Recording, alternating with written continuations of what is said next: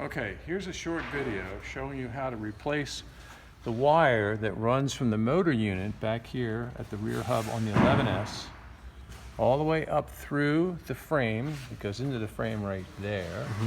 It comes out of the frame right here, and it fits into a connector right there. So we're going to show you how to disconnect it from the other end and disconnect it from this end, and then you just thread one through. Okay.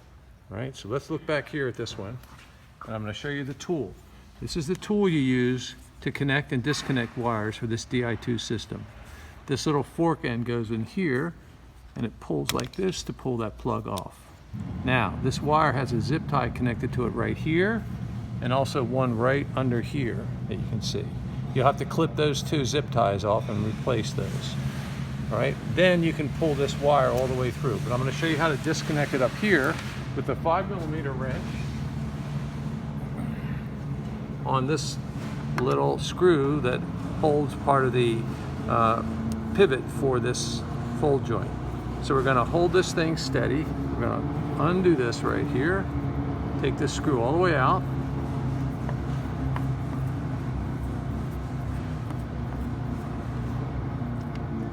and this screw goes actually through the base of a wire harness system. I'm going to take that out like this. And now here's the connector that this wire plugs into right there. So we're going to take this again, holding onto the connector, put that fork in there, and pull this down to disconnect it from that point. All right?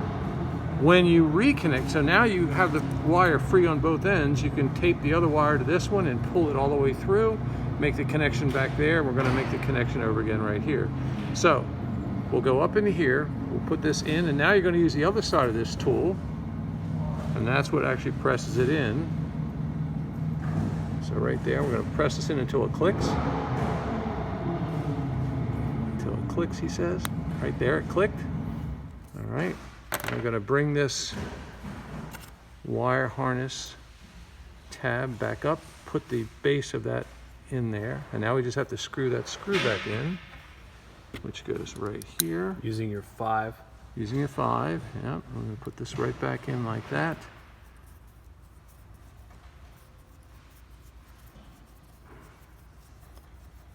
And that goes all the way in.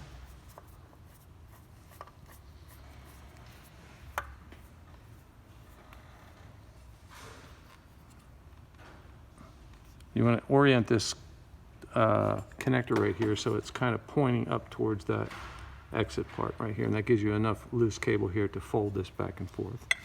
All right, so we're going to go all the way back down here. Now you would have this cable routed back through here, coming out of that cable guide right there, underneath the bottom bracket, and you would put a zip tie on it right there, all the way down through the cable guide, another zip tie right here, and then taking your tool again to the plug side of it, you would plug this back into the motor unit until you hear the click, like that.